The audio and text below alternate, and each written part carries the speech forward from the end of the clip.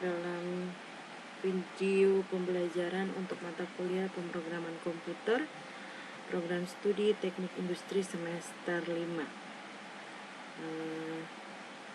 Ini adalah materi pertama untuk mata kuliah pemrograman komputer, dan seingat ibu mungkin kita belum pernah ketemu ya. Sepertinya ini baru pertama kali kita bertemu walaupun lewat pembelajaran daring atau online, mengingat kita sedang berada dalam pandemi COVID-19. Jadi metode pembelajaran kita saat ini adalah yang terbaik adalah seperti ini. Jadi ibu harap kalian bisa menyesuaikannya dengan metode pembelajaran yang kita lewati sekarang. Oke, mungkin ibu perkenalan sedikit ya. Nama ibu Debbie Siska Bogar, Eskom MT. Ibu mengajar di 2 prodi saat ini, di teknik industri dan di teknik informatika. Ibu sudah cukup lama di USWIM ya, sejak tahun 2005 ibu sudah mengajar, jadi sudah cukup lama di sini. Oke, mungkin perkenalan kita sampai di situ saja. Oh ya, ibu tinggal sekarang di Jalan Sisingamangaraja, itu di perumahan pegawai bandara ya. Atau nanti ada yang perlu dengan ibu bisa cari ibu di alamat rumah ibu. Oke, mungkin kita langsung saja masuk ke materinya.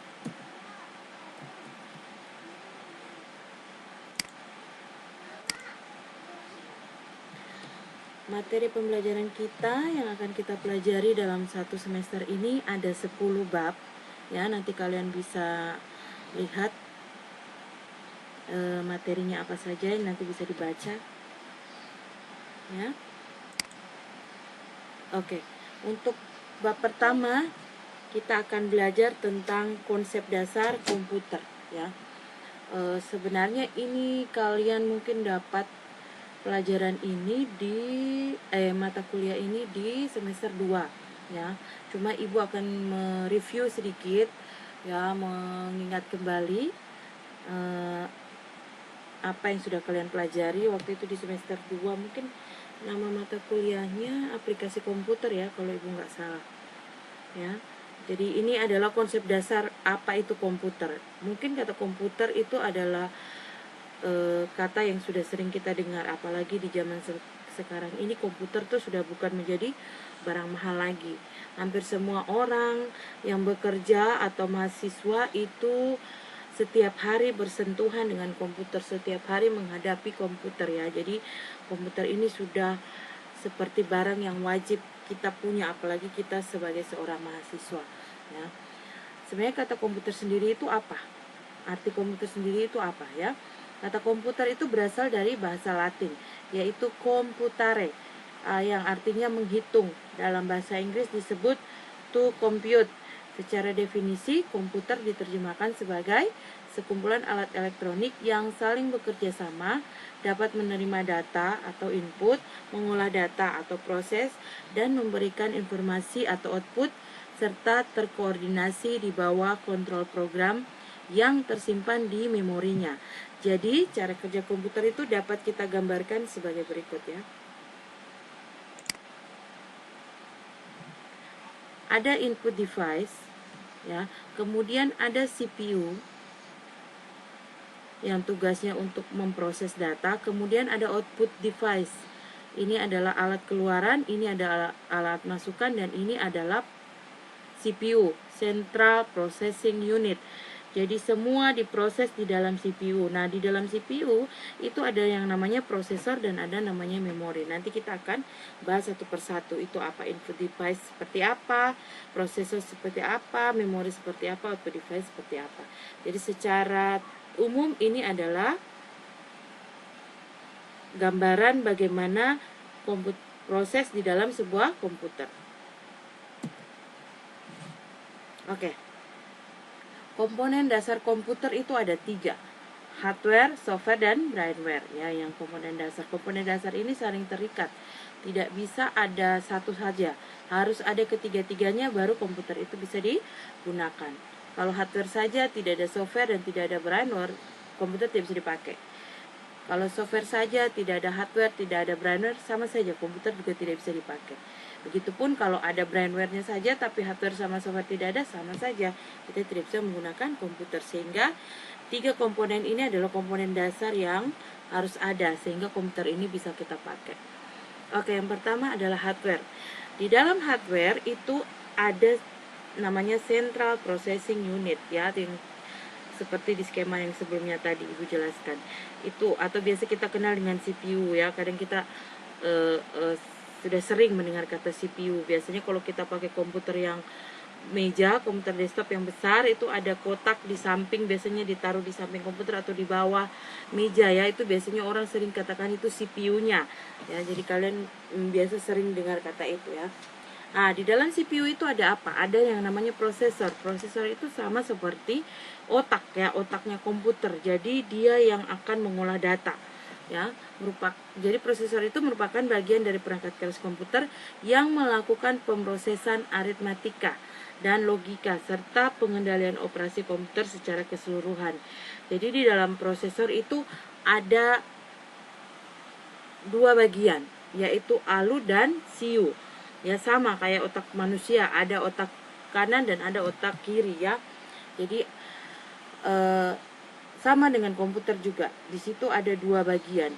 ALU itu dia bertugas untuk melakukan pemrosesan aritmatika atau perhitungan matematika. Ya, kemudian serta logika. Kemudian ada yang namanya control unit. Control unit itu dia yang mengendalikan operasi komputer secara keseluruhan ya.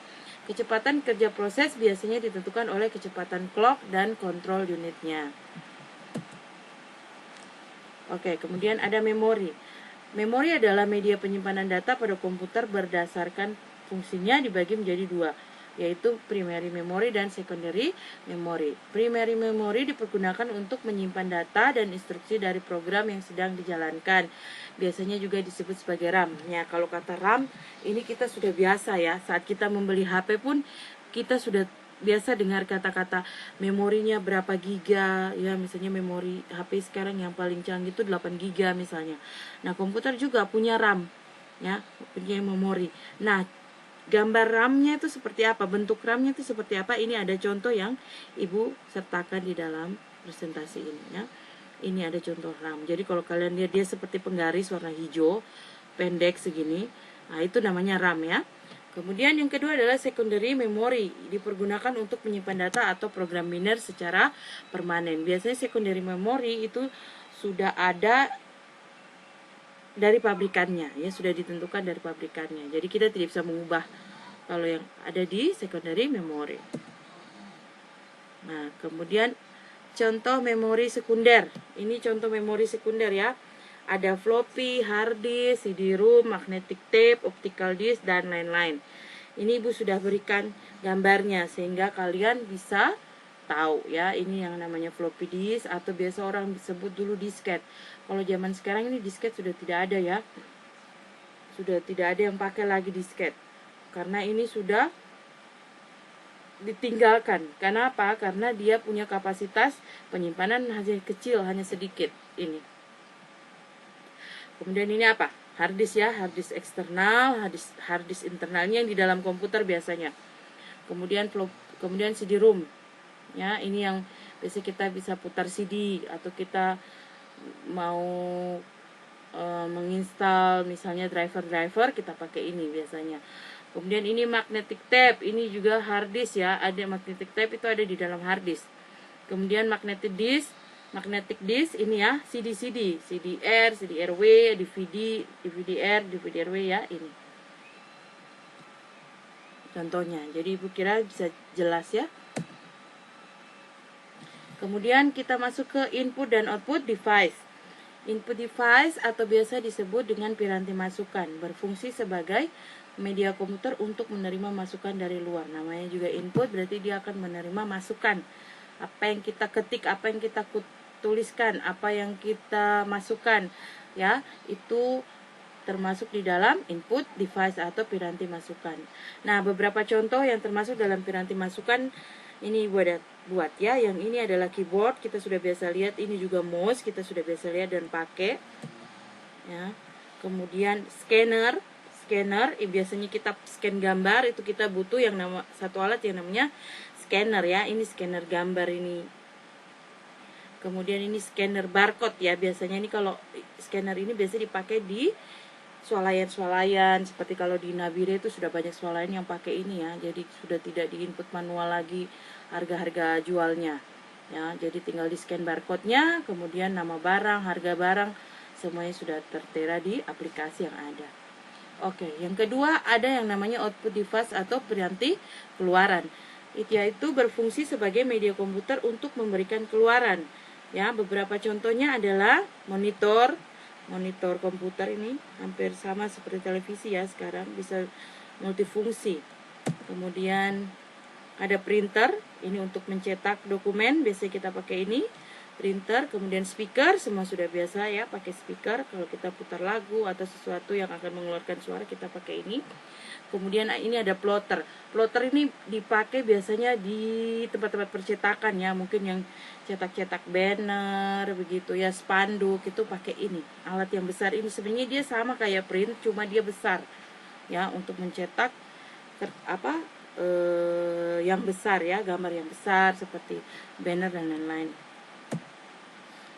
Kemudian software. Software merupakan program-program komputer yang berguna untuk menjalankan suatu pekerjaan sesuai dengan yang dikehendaki. Program tersebut ditulis dengan bahasa khusus yang dimengerti oleh komputer. Program dapat dianalogikan sebagai instruksi yang akan dijalankan oleh prosesor. Jadi software itu berarti semua yang berhubungan dengan program-program yang ada di dalam komputer. Dia perangkat lunak yang tidak bisa kalian sentuh tapi bisa dilihat ya untuk software, pengertian software. Nah, software itu ada terdiri dari beberapa jenis. Yang pertama ada yang namanya sistem operasi ya. Biasanya kita sering mendengar sistem operasi Windows, Linux ya. Itu adalah contoh sistem operasi. Jadi jangan kalian bingung nanti membedakannya ya. Jadi sistem operasi itu apa? Sistem operasi itu adalah software yang berfungsi untuk mengaktifkan seluruh perangkat yang terpasang pada komputer sehingga masing-masingnya dapat saling berkomunikasi. Jadi sistem operasi ini seperti bisa dikatakan dia sebagai jembatan ya antara aplikasi dengan pemakainya. Ini contohnya ya. Sistem operasi ini ada Windows, Linux, Symbian, macOS, Windows Phone, BlackBerry, Android, iOS ya. Ini contoh sistem operasi. Kita sudah sering dengar itu ya Ibu rasa. Kemudian kedua, program utility. Program utility berfungsi untuk membantu atau mengisi kekurangan atau kelemahan dari sistem operasi. Ya, misalnya PC Tools. Biasanya program utility ini berhubungan dengan antivirus misalnya seperti itu ya. Kemudian ScanDisk, PC Tools ya, itu masuk dalam program utility. Ini yang masuk dalam program utility ini ya.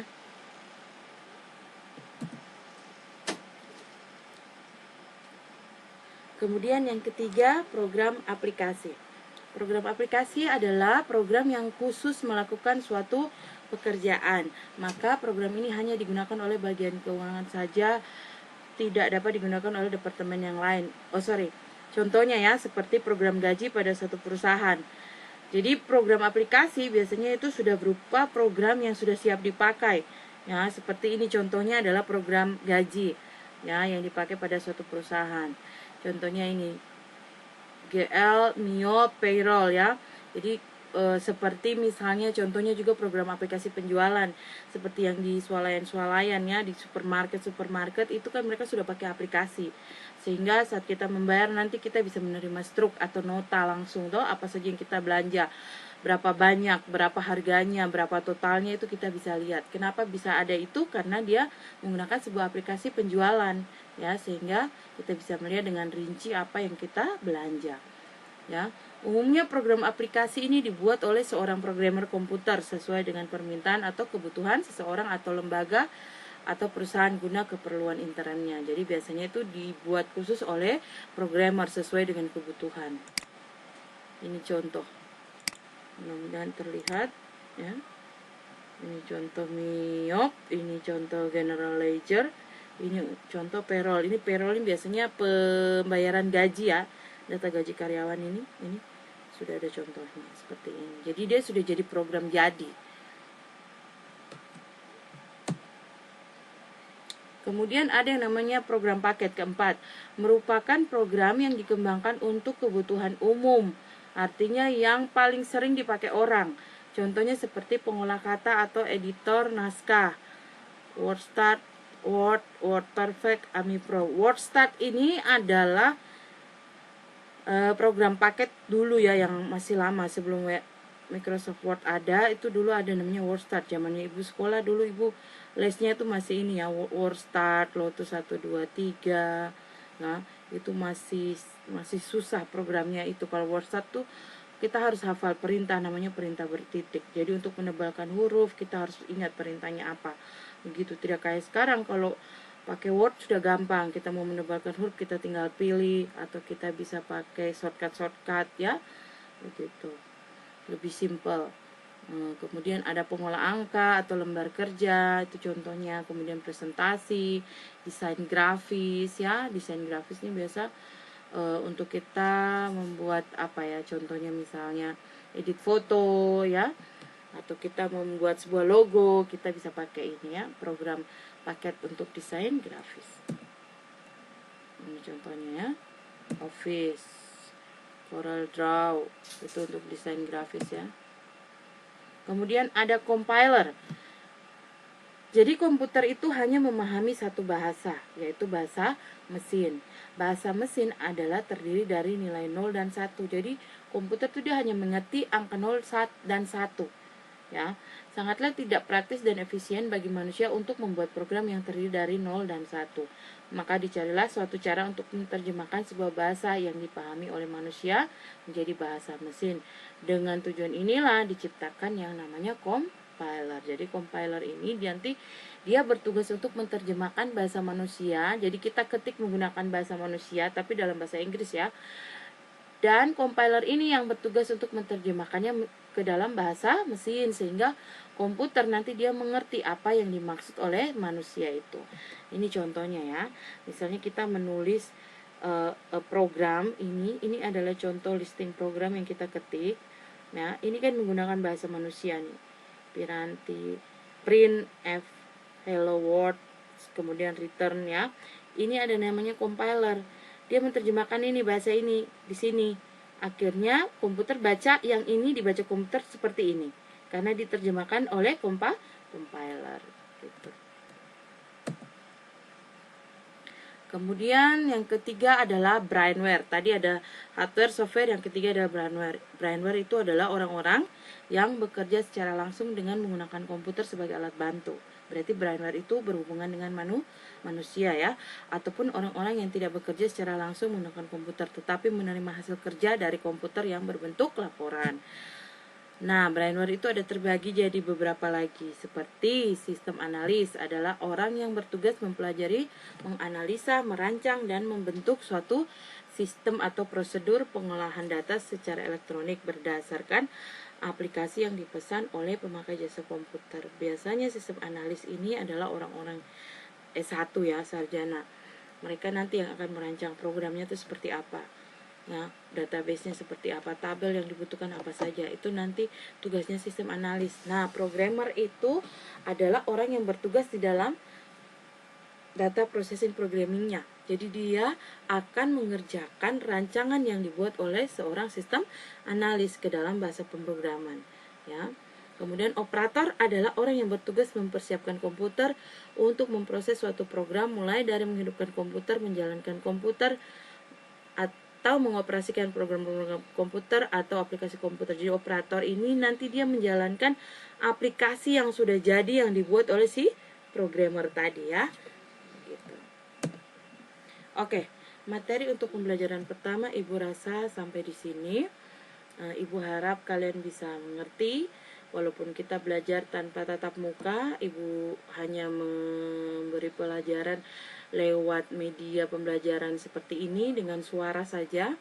Ibu harap kalian bisa mengerti. Kalau misalnya ada yang kurang jelas, nanti kita bisa diskusikan di WA group yang sudah kita buat ya. Ibu harap kita aktif di WA group situ. Nanti apa yang kalian kurang jelas, mungkin kalian bisa tanyakan di WA group itu.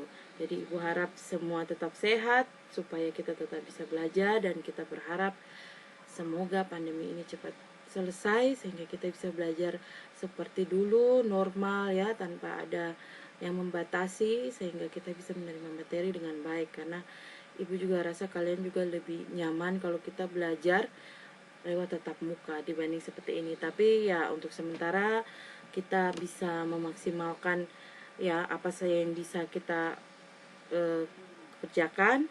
Kalau pembelajarannya harus lewat seperti ini, ibu harap kita bersabar dan bisa mengikutinya. Oke, itu saja untuk pembelajaran pertama. Terima kasih, selamat belajar, stay healthy.